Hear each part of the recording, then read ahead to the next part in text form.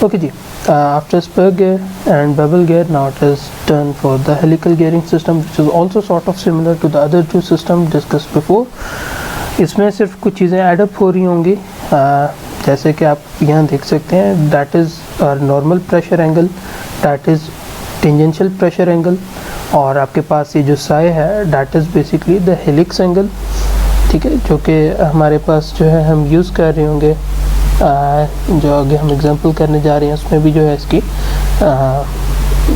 खैर यूज़ हो जाएगी। इसके साथ आपके सामने फार्मूलाज हैं, 3 कंपोनेंट इसमें बिल्कुल उसी तरह हैं। आपके पास रेडियल कंपोनेंट है, ठीक है, उसके बाद टेंजेंशियल कंपोनेंट है जिसको आप जो है ट्रांसमिटेड लोड भी कहते हैं। आपके पास एक्सियल कंपोनेंट है जिसको आप कि थर्स्ट लोड आप कह देंगे, जो थर्स्ट लोड बेसिकली आ रहा था वो बेसिकली इसमें आपके पास जो है एक्सियल लोड में आ रहा होता है। अगर आपने सिंपल हमने इसकी डेरिवेशन अगर आप देखते हैं तो आप यहाँ से देख सकते हैं कि आपके पास जो है ये आपके पास बेसिकली फोर्स एक्ट कर रही है। इसका एक कंपोनेंट जो है वो रेडियल कंपोनेंट वो आपके पास यहाँ सामने है, और अगर आपने इसको रिजॉल्व करते हैं इस कंपोनेंट को तो सिंपल आपके पास जो है W sine of phi N आपके पास आ जाता है, जो नॉर्मल प्रेशर एंगल यहाँ से इसके क्रॉस बन रहा है। अगर आप इसको ट्रिग्नोमेट्रिकली सॉल्व करें तो जो ये एज है इस एज को आप यहाँ रेप्लिकेट कर सकते हैं, तो ये सिंपल उसका जो है ये साइन कंपोनेंट बन जाता है। ओके, अगर आपने जो है टेंजेंशियल कंपोनेंट को जो है हम इसको इस फिगर के मुताबिक अगर हम फाइंड आउट करने की कोशिश करें तो टेंजेंशियल कंपोनेंट जो है वो इस फ्रंट फेस के ऊपर लाई कर रहा है, जबकि जो फोर्स है हमारे पास वो डायगनली लाई कर रही है फ्रंट फेस और जो आपके पास बैक फेस है उसके दरमियान। सो इस पे 2 कंपोनेंट एक्ट कर रहे होंगे। First of all W cos of phi N, क्योंकि लाजमी आता है ये हॉरिजॉन्टली लाई कर रहा है एक चीज़, और फिर कॉज ऑफ फाई जो आपके पास हेलिक्स एंगल है, लाजमी बात है इस पॉइंट से यहाँ तक जो आपके डायरेक्शन चेंज हो रही है तो आपके पास वो डायरेक्शन जो है आपके पास वो कॉज ऑफ फाई की सूरत में आ रही होगी। इसी तरह जो है अगर आपने एक्सियल कंपोनेंट फाइंड आउट करना है तो इसके केस में भी लाजमी बात है आपको, चूँकि ये डाउनवर्ड एक्ट कर रहा है तो कॉज कंपोनेंट इसका यानी कि बेस के अलॉन्ग, और उसके बाद जो ये फाई है इसका ये साइन कंपोनेंट आ रहा होगा। ओके, द क्वेश्चन अराइजेस कि हम इसको हेलिक्स में हम क्यों ले रहे हैं। अगर आपको याद हो बैक इन जब हमारी क्लासेस थी हमने क्लासेस में डिस्कस किया था कि हेलिक्स एंगल किस तरह जो है एक एज से दूसरे एज की तरफ जो है वो मूव कर रहा होता है, ठीक है। सो बेसिकली आप उसको विजुलाइज करो तो देखो कि बिल्कुल जो वो हेलिकल आपके पास जो शेप है लेट से वो कुछ इस शेप में आपके पास बन रही है। अगर आप यहाँ से देखो कुछ इस तरह जो है वो हेलिक्स मूव कर रहा है तो आपके पास जो फोर्स है वो भी बिल्कुल उसके अलॉन्ग एक्ट कर रही है। सो इस वजह से जो है इसमें हेलिक्स एंगल का भी आपको जो है प्ले नज़र आ रहा है, ठीक है, और साथ साथ जो है नॉर्मल प्रेशर एंगल का भी जो है आपको अमल दखल नज़र आ रहा है। ओके, उसके अलावा जो है अगर इसी को मज़ीद अगर हम सिंप्लीफाई करते हैं और इसको यूज़ करते हैं तो हम टेंजेंशियल कंपोनेंट या जो आपके पास ट्रांसमिटेड लोड है उसको यूज़ करते हुए हम रेडियल कंपोनेंट भी फाइंड आउट कर सकते हैं, ठीक है, एक्सियल कंपोनेंट भी फाइंड आउट कर सकते हैं। अगर आप इसको बिल्कुल सिंपल ये ट्रिग्नोमेट्री है कि आपके पास ये टेंजेंशियल कंपोनेंट है, ये आपके पास रेडियल कंपोनेंट है, ये इस पॉइंट को आप इधर भी रेप्लिकेट कर सकते हैं, तो सिंपल ये tan ऑफ फाई टी यानी कि बेसिकली जो टेंजेंशियल प्रेशर एंगल है, ठीक है, उसको आप सॉल्व कर लें, ठीक है, परपेंडिकुलर ओवर बेस, सिंपल जो है आपके पास ये फार्मूला है, ठीक है। इसी तरह एक्सियल कंपोनेंट को जो है लेट्स से अगर आपने करना है, ठीक है, सो उसमें भी आपके पास जो है यहाँ हेलिक्स एंगल का अमल दखल आ रहा होगा, ठीक है, और अगर आप इस पॉइंट को आप यहाँ रेप्लिकेट कर देते हैं इस पॉइंट पे, यहाँ लेट्स से आप रेप्लिकेट कर देते हैं इसको, ठीक है, तो ये टेंजेंशियल कंपोनेंट है, ये वो है आपके पास ट्रांसमिटेड लोड है, सॉरी टेंजेंशियल कंपोनेंट है, that is your axial component. अगर आप इसको सुपर इम्पोज कर लेते हैं उधर आपके पास जो है यहाँ आपके पास हेलिक्स एंगल मौजूद है, आप इसको रिप्लेस कर सकते हैं, और इसी को यूज़ करते हुए आप जो है हम एक्चुअल लोड भी हम फाइंड आउट कर सकते हैं। नॉर्मली आपके पास जो गिवन स्टेट ऑफ कंडीशंस होंगी उनमें क्या होगा कि आपके पास नॉर्मली ट्रांसमिटेड लोड आपको गिवन होगा और हमने उसके थ्रू हमने जो बाकी डिज़ाइड यानी कि जो कंपोनेंट्स हैं वो हमें गिवन होंगे और बाकी हमें डिज़ाइड फोर्सेस यानी कि हम उनके मुताबिक हम फाइंड आउट करेंगे, हमें कंस्ट्रेंट उसमें गिवन होंगे। तो इस तरह जो है ये सॉल्व होगा। बाकी इसको जो है हम इसका न्यूमेरिकल को सॉल्व करके देख लेते हैं और अगर कोई क्वेरी होगी तो उसको भी हम आंसर कर देंगे। एग्जांपल है, ठीक है, इसको सॉल्व करके देखते हैं। An electric motor is running at 1800 revolution per minute और उसके अलावा जो है इसमें 18 टीथ जो हैं इसके हेलिकल पिनियन के हैं, 36 टीथ जो हैं वो गियर के हैं, और नॉर्मल प्रेशर एंगल हमें गिवन है 20 degree, helix angle 30 degree given है, और नॉर्मल मॉड्यूल हमें गिवन है 3 mm का, ठीक है। इसको यूज़ करते हुए हम टेंजेंशियल मॉड्यूल हम फाइंड आउट करेंगे और उसको हम आगे यूटिलाइज़ कर रहे होंगे। ओके, और इसमें जो है हमें हेले हैंड ऑफ हेलिक्स खैर हमें यहाँ नोन है, ठीक है। बाकी रोटेशन पता लग रही है शाफ्ट की किस डायरेक्शन में रोटेट कर रहा है, और इसके अलावा जो है we have to make a 3 dimension sketch of the motor shaft and pinion, और उसके अलावा जो है हमने बेरिंग रिएक्शंस हमने फाइंड आउट करने हैं पॉइंट ए पे और बी पे, और जो थर्स्ट लोड है that has to be taken out at A, यानी कि इसका मतलब ये है कि आपके पास जो पॉइंट ए पे जो बेरिंग एक्ट कर रहा है दैट इज़ थर्स्ट बेरिंग, ठीक है। यानी कि उसमें फिर तीनों फोर्सेस बेसिकली एक्ट कर रही होंगी और उनको जो है हम यहाँ कंसिडरेशन में लेके आएंगे। ओके जी, so coming on to the numerical is a bit different from the one in the book. जो book में है that is using the imperial units, whereas this version the one being used in the presentation slide that is based on the SI units. Okay जी, so start करते हैं। Okay, सबसे पहले जो है हम इसका ट्रांसवर्स प्रेशर एंगल हम फाइंड आउट करेंगे, ठीक है। अब हमारे पास जो है यहाँ नॉर्मल प्रेशर एंगल गिवन है और हमारे पास जो है यहाँ हेलिकल एंगल भी गिवन है। अच्छा, फार्मूला एक हम जो है अभी जो हमने स्लाइड्स देखी उसमें हम एक फार्मूला कवर करके आए थे which was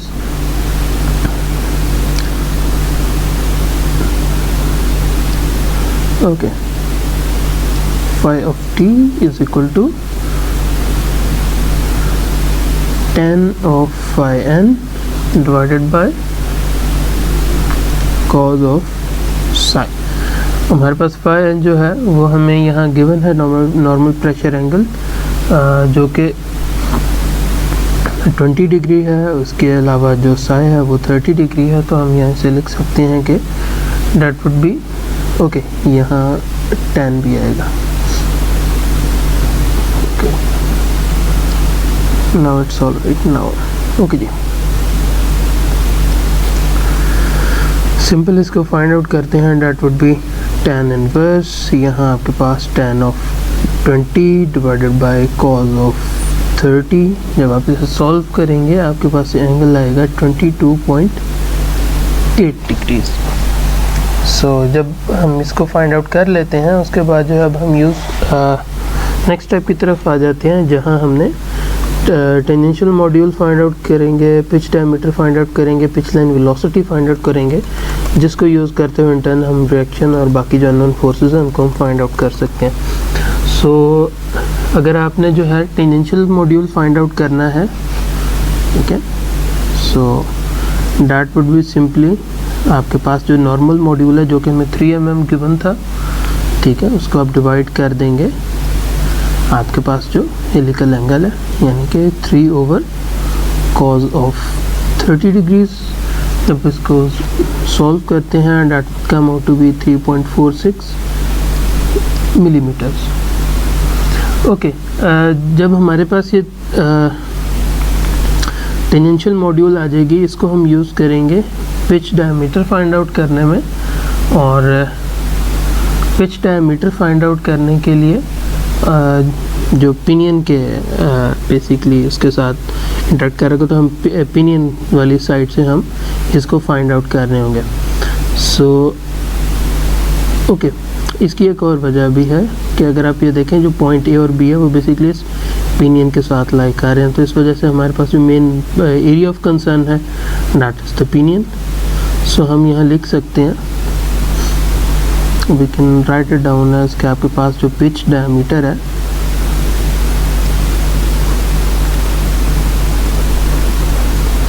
that would be equal to dp, that would be equal to 18 teeth multiply by 3.46 mm जो कि मॉड्यूल है यानी कि मिलीमीटर पर टीथ। जब आप इसको मल्टीप्लाई करते हैं तो आपके पास पिच डायमीटर आ जाएगा, that would come out to be 62.8 3. So next we have to find the velocity, और velocity के लिए जो रिलेशन है that is simple 2 pi rn divided by 60, या फिर आप जो है v को लिख सकते हैं कि v is equal to pi dn over 60. So pi into dp यानी कि 62.3 mm और multiply by n which is around 1800. yes, और इसको हम डिवाइड कर देंगे 60 के साथ, तो हमारे पास जो रिज़ल्ट आएगा that would be 5871.6 mm per second या फिर 5.871 मीटर पर सेकेंड। ओके जी, यहाँ हमारा जो है सेकंड जो हमारा पार्ट था वो कंप्लीट हो जाता है। उसके बाद हमने जो है नेक्स्ट स्टेप के ऊपर आ जाते हैं, और नेक्स्ट स्टेप जो है we have to find the transmitted load and components of tooth force. Okay जी, सो अब हम स्टार्ट करते हैं। तो इसको थोड़ा सा हम ऐसे कर लेते हैं। ओके जी, सो सबसे पहले ट्रांसमिटेड लोड आपने फाइंड आउट करना है। तो एक चीज़ जो आपके जहन में फर्स्ट आनी चाहिए डैट वुड बी कि हमारे पास पावर नॉर्म गिवन थी, वेलोसिटी हमने फाइंड आउट की, हम यहाँ से ट्रांसमिटेड लोड फाइंड आउट कर सकते हैं। Okay, that would B 750 divided by 5.87। जब आप इसको सॉल्व करेंगे सो जो आपके पास वैल्यू आएगी that would be around 128 Newton. Okay, हम राउंड ऑफ करके फिगर ले लेते हैं। ओके जी, जब आपके पास ये आ गई तो इसको हम इस इक्वेशन को हम यूज़ कर सकते हैं दो रिलेशंस में। First thing first, radial component find out कर लेते हैं। That would be simply WT और tan of 5t। WT जो है that is 128 Newton multiply by tan of 5t यानी कि tan of 22.8 डिग्रीज। जब इन दोनों को हम मल्टीप्लाई करते हैं हमारे पास जो रिज़ल्ट आएगा राउंड ऑफ करके हम कह देते हैं दैट इज़ अराउंड 54 न्यूटन। इसी तरह जो है जब हमने एक्सियल कंपोनेंट फाइंड आउट करना है दैट वुड बी WT और tan of psi। सो इसको हम लिख लेते हैं 128 multiply by tan of 30 degrees. जब इन दोनों को सॉल्व करेंगे तो राउंड ऑफ करके हमारे पास जो वैल्यू आएगी दैट वुड बी 74 न्यूटन। अभी तीनों कंपोनेंट्स फाइंड आउट हो गए हैं तो हम इससे ओवरऑल जो है हम लोड भी फाइंड आउट कर सकते हैं। That would B WT divided by cos of phi n to cos of psi। जब इसको हम सॉल्व करते हैं that would B 128 over cos of 20 degree into cos of 30 degree, और इवेंचुअली आपके पास जो आंसर आएगा दैट वुड बी 157 न्यूटन। हम जो है फ्री बॉडी डायग्राम को समझने की कोशिश करते हैं। यहाँ जो चीज़ आपने नोट करनी है वो ये है कि स्टार्टिंग ऑफ सबसे पहले जो है देखें जो पॉइंट ए है उसके ऊपर जो है आपके पास फोर्सेस लगनी थी, और हमने बात की थी कि जो है थ्रस्ट लोड वहाँ से हम ले रहे हैं। सो यहाँ आप देख सकते हैं कि आपके पास जो है एक्सियल फोर्स भी एग्जिस्ट कर रही है, ठीक है, आपके पास जो है रेडियल फोर्स भी एग्जिस्ट कर रही है, और आपके पास जो है टेंजेंशियल फोर्स जो है वो भी एग्जिस्ट कर रही है इस पॉइंट पे।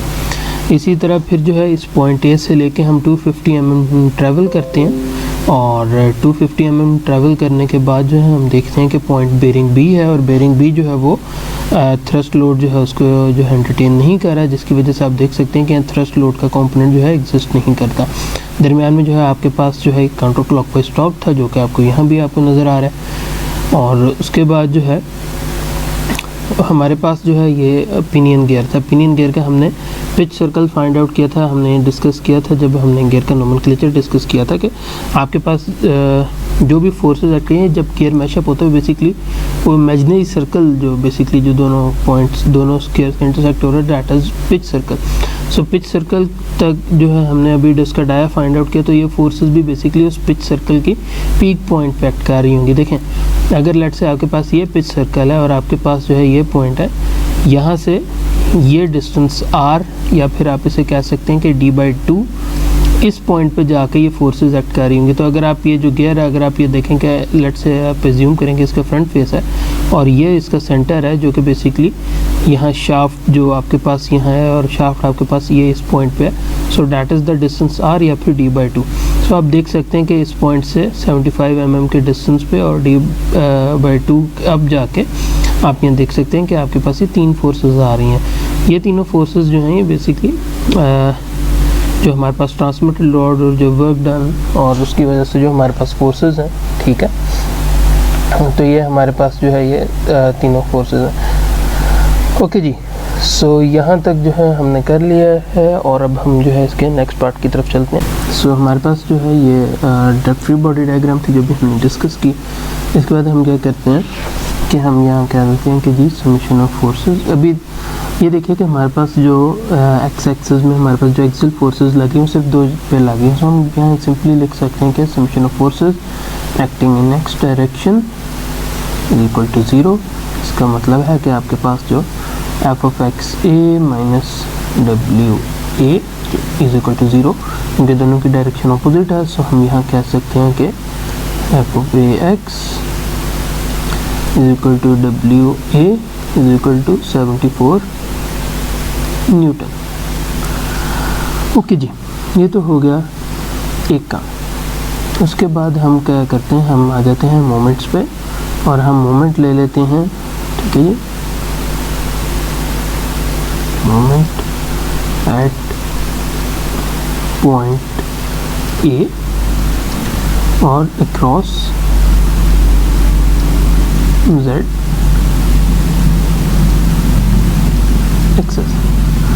सो इससे क्या होगा कि हमारे पास जो z कंपोनेंट की जो फोर्सेस हैं, ठीक है, जिनमें आपके पास ये फोर्स है, ये फोर्स है, ये नलिफाई हो जाएंगी और लाजमी बात है ये पॉइंट ए की तमाम फोर्सेस जो हैं वो तो नलिफाई साथ होंगी ही। सो हम यहाँ लिख सकते हैं moments A is equal to 0 और यहाँ मैं एक्स यहाँ जेड लिख देता हूँ।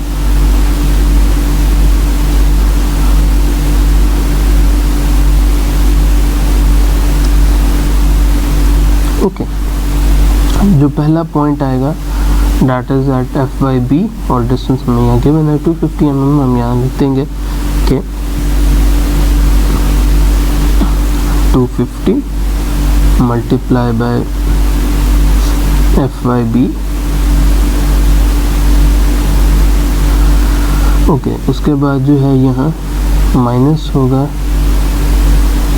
W R which is around 54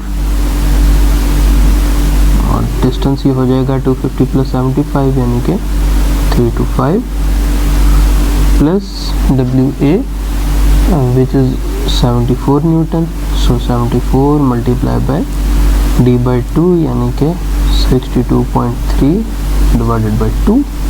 जब हम इसको सॉल्व करेंगे हम हमारे पास जो फाइनल एक्सप्रेशन है, हमारे पास जो फाइनल वैल्यू आएगी that would be F by B is equal to 61 newton. Okay, जब हमारे पास ये फाइंड आउट हो जाता है सो हम यहाँ लिख सकते हैं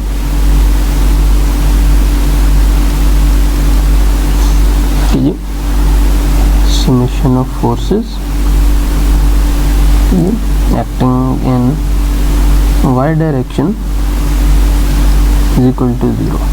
हमारे पास y डायरेक्शन में कौन कौन सी फोर्सेस हैं, एक हमारे पास जो है एफ ए पे है, एफ ए वाई, ठीक है, एक हमारे पास फोर्सेस हैं एफ पी पे, एफ पी वाई, और थर्ड जो हमारे पास फोर्स है दैट इज रेडियल फोर्स जो कि हमारे पास डाउनवर्ड एक्ट कर रही है, ठीक है, एफ आई बी भी अपवर्ड एक्ट कर रही है, ठीक है, और हमारे पास जो एफ वाई ये है वो डाउनवर्ड डायरेक्ट है, तो उसके साइन हमें चेंज करने पड़ेंगे। ओके जी, सो यहाँ नेगेटिव साइन आ जाएगा, यहाँ पॉजिटिव साइन आ जाएगा, minus W R is equal to 0। So हम यहाँ लिख सकते हैं कि आपके पास जो एफ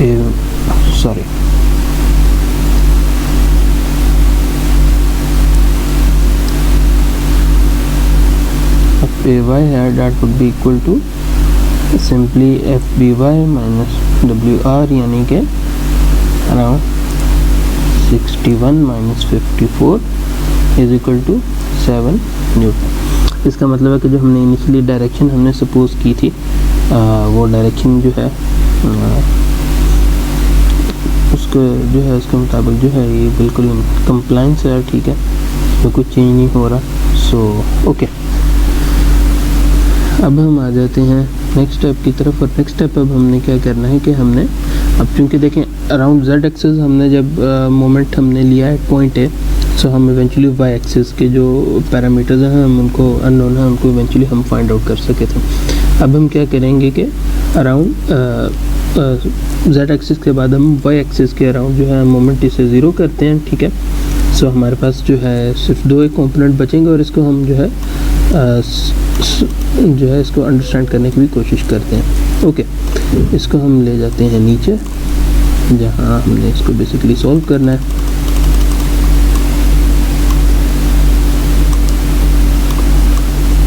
ओके जी, हम यहाँ देख देते हैं कि जी summation of moments acting at A in Y direction is equal to 0। सबसे पहले जो है आपके पास ये एफ पी जेड आएगा और ये डिस्टेंस हमें 250 नोन है, ठीक है। सो हम यहाँ लिख सकते हैं कि 250 इंटू एफ बी जेड, उसके बाद बाय चूँकि 0 होगा इस केस में, और उसके बाद जो सेकंड कॉम्पोनेंट है डैट वुड बी आपके पास दिस फोर्स, ठीक है, जो कि अभी यहाँ नेगेटिव में आ रही होगी, that would B minus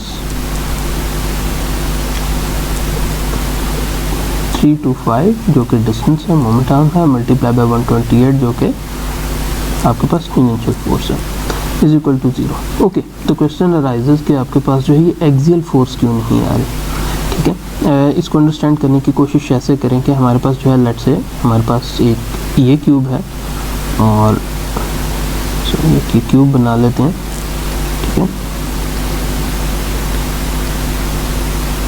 okay, सो मज़ीद अंडरस्टैंडिंग के लिए हम कहते हैं कि जी आपके पास ये जो लाइन है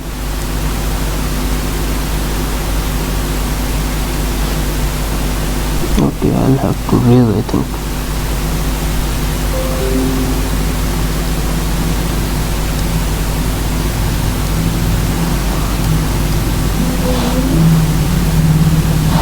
ओके जी, मैं कह देता हूँ कि जी that is my y axis, this is my x axis, ठीक है। ओके, सो हो क्या रहा है कि जब एक्स वाई प्लेन पर, यानी कि जब हमने अराउंड जेड एक्सिस लिया तो जो चीज़ें एक्स वाई प्लेन के ऊपर थी वो तो हमने फाइंड आउट कर ली, ठीक है। अब जब आपके पास अराउंड वाई एक्सिस लेते हैं तो वो फोर्सेस जो कि आपके पास वाई जेड आपके पास जेड एक्स प्लेन के अंदर आ रही हैं, यानी कि मैं अगर इस सरफेस को मैं यहाँ ऐसे टॉप पे बना लूँ, ठीक है, तो अगर आपने जो है लेट से जब हमारे पास यहाँ फोर्स ही एक्स वाई प्लेन पे आपने देखा कि ये डिस्टेंस ये अपवर्ड था इन वाई डायरेक्शन, जिसकी वजह से हम एक्सियल फोर्स जो है उसको मोमेंट ले सके थे। मगर यहाँ आपके पास केस क्या है कि यहाँ आपको ये तमाम फोर्सेस जो हैं ये ऑन सरफेस नज़र आ रही होंगी, ठीक है, यानी कि इस पॉइंट पे नज़र आ रही होंगी। आपको यहाँ इस डायरेक्शन में डिस्प्लेसमेंट कोई नहीं नज़र आ रही। लेट से मैं इसको यानी कि आसान अल्फाज में आप यूँ कह लें कि जब आप इसको ऐसे अगर आपको मज़ीद इसको रिजॉल्व करते हैं यानी कि क्यूब बनाने की कोशिश करते हैं तो वो इस फेस के ऊपर वर्किंग हो रही है, ना कि इस डायरेक्शन में वर्किंग हो रही है, यानी कि यहाँ वर्किंग नहीं हो रही क्योंकि वो इस डायरेक्शन में वर्किंग हो रही थी। सो जिसकी वजह से है जेड एक्स प्लेन में वो एक्सियल फोर्स वो एक्ट नहीं कर रही, जिसकी वजह से वो कंपोनेंट जो है हम कंसीडरेशन में नहीं लाएंगे और वो ज़ीरो होगा क्योंकि उसका मोमेंट टर्म एक्चुअली उसमें इस केस में ज़ीरो है। ठीक है। सो जब आप इसे सॉल्व करेंगे सो इवेंचुअली आपके पास जो फोर्स आएगी that would be F B Z is equal to 166 newton. So हमने जो है यहाँ जेड कंपोनेंट जो है बी का वो भी हमने फाइंड आउट कर लिया। और अब हम क्या करते हैं कि दोबारा समेशन ऑफ फोर्सेस करते हैं, ठीक है। और हम यहाँ कह देते हैं कि जी summation of forces in Z direction is equal to 0। Z axis में हमारे पास जो है पॉजिटिव जेड एक्सिस में लग रही है एफ जेड ए। उसके बाद जो है हमारे पास जी नेगेटिव में हमारे पास लग रही है एफ जेड बी। और आप इसे पॉजिटिव में जो है आप कह देंगे W T is equal to 0। It implies कि आपके पास जो एफ जेड ए है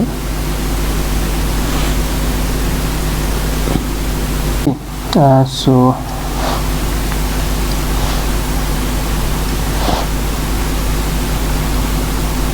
FZA that would be equal to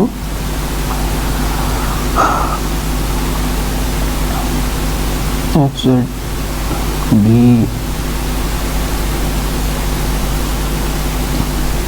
minus WT। सो जब आप इसको सॉल्व करने की कोशिश करते हैं तो एफ भी अभी हमने यहाँ निकाला 166 न्यूटन, ठीक है। और हमारे पास जो यहाँ कंपोनेंट है, ठीक है, that was around WT 128 Newton, so minus 128 Newton. तो जब आप इन दोनों को सॉल्व करते हैं तो हम यहाँ लिख सकते हैं कि आपके पास जो FZA है that is equal to 38 Newton.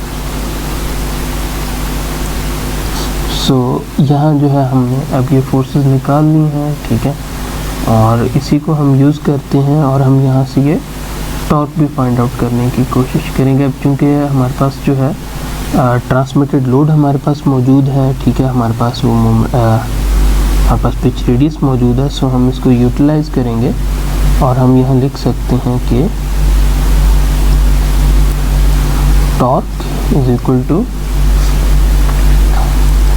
WT यानी कि ट्रांसमिटेड लोड और मोमेंटम यानी कि dP/2 कि ये आपके पास जो फोर्सेस हैं that would become 128 multiply by 63.2 divided by 2। जब आप इसको सॉल्व करोगे तो आपके पास ये आएगा 3982 न्यूटन मिलीमीटर। सो अब हम जो है इसको देखते हैं, अगर इसी न्यूमेरिकल को हम थ्रू वेक्टर जो हम सॉल्व करके देखें सो ये कैसे सॉल्व होगा। सबसे पहले जो है वेक्टर के लिए ज़रूरी है कि हमें जो डिस्टेंसेस हैं वो हमने निकालने हैं, मोमेंट आर्म हमने जो पोजीशन वेक्टर्स हमने निकालने हैं। तो अगर पॉइंट ए के क्रॉस मोमेंट लें तो सबसे पहले जो है हमें पॉइंट बी का डिस्टेंस चाहिए, ठीक है, यानी कि हम उसे आर बी कह देते हैं। R B that would be 250i।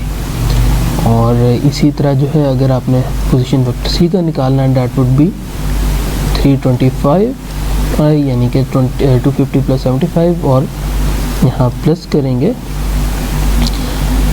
63.2 divided by 2 यानी कि 31.5 और j। सो ये दो हमारे पास जो है पोजीशन वेक्टर्स आ गए हैं। अब हम इसको यूज़ कर सकते हैं कि summation of moments at point A is equal to 0। Okay, so सबसे पहले जो है हम b की बात कर लेते हैं कि हमारे पास एफ बी और एफ पी के साथ मल्टीप्लाई होगा, सॉरी यहाँ R P cross F P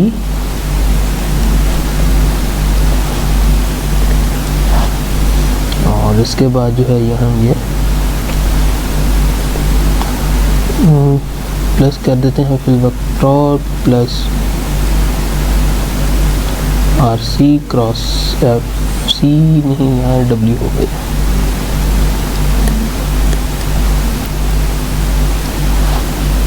W। Okay जी। सो हम यहाँ लिख सकते हैं कि आपके पास जो RB है, ठीक है, वो हमारे पास गिवन है कि डाटा इज 250i और क्रॉस मल्टीप्लाई हो रहा होगा FP के साथ, यानी कि FP का आपके पास Y कंपोनेंट है और आपके पास जो है Z कंपोनेंट है, जो कि हमारे पास जो इस केस में Z कंपोनेंट है वो नेगेटिव डायरेक्शन में एक्ट कर रहा है, सो that would be negative FPZK। और इसी तरह जो है आपके पास टॉप जो है वो एक्स एक्सिस के अराउंड बेसिकली कर रहा है, सो वो भी यहाँ क्लॉकवाइज एक्टर हम काउंटर क्लॉकवाइज पॉजिटिव ले रहे हैं, सो आप इसे TI आप इसे कर दें -TI।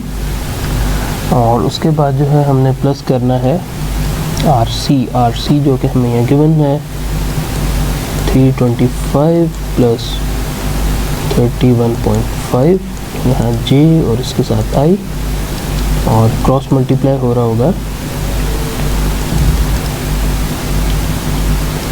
W। ओके, बल्कि फोर्सेस ही हम डायरेक्ट लिख देते हैं, ठीक है। सबसे पहले जो है हमारे पास एक्स एक्सिस में जो है हमारे पास axial component which is 74, so -74i। उसके बाद Y component radial component which is 54 -54j। और आपके बाद उसके बाद जो है हमारे पास के कंपोनेंट है विच इज़ 128 और के। इसको सॉल्व करते हैं, so this would simply be 250 I cross J आपके पास K होगा, so that would be FP Y और K। उसके बाद जो है I क्रॉस K जो है वो -J होता है, सो इस केस में जो है क्योंकि नेगेटिव साइन है, सो ये भी प्लस हो जाएगा आपके पास, सॉरी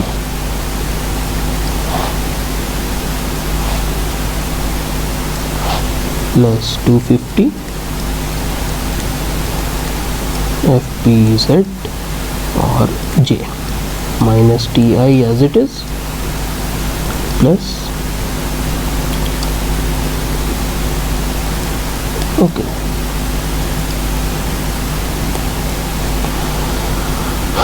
सबसे पहले 325 इंटू 74 I क्रॉस I 0 होगा, उसके बाद 325 इंटू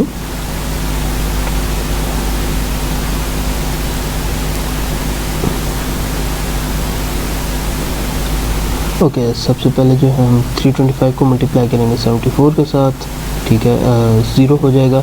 उसके बाद 325 को हम 54 के साथ I क्रॉस J जो कि हमारे पास K बनेगा, और इसको जो है हम यहाँ कैलकुलेट कर लेते हैं।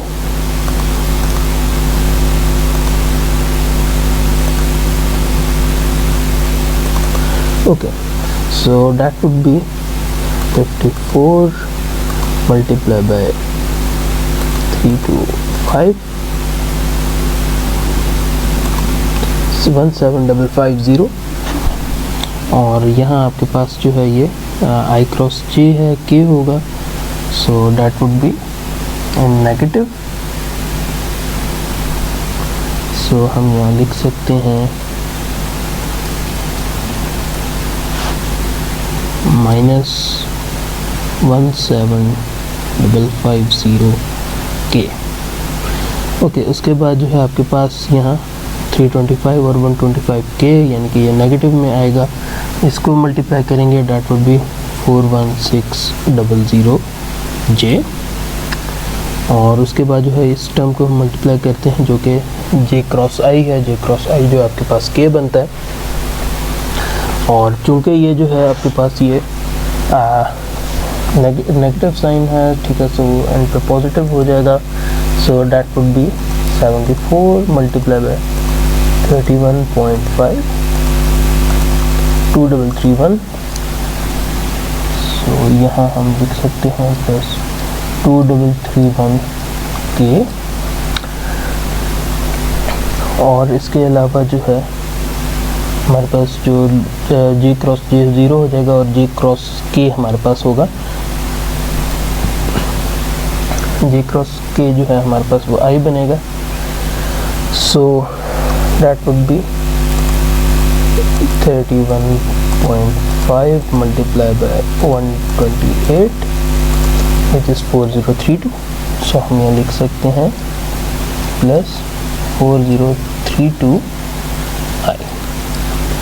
सो जब हम इसको सॉल्व करेंगे, इसको नॉर्मलाइज करते हैं, तो हमारे पास जो है ये 3 अननोन इस इक्वेशन में बनेंगे। 250 FBYK plus 250 FBZJ minus TI, और जो हमारे पास नोन होंगे दैट वुड बी,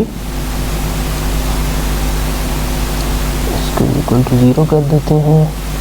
ओके, वो हमारे पास होंगे फर्स्ट वन हमारे पास प्लस 4032 आई,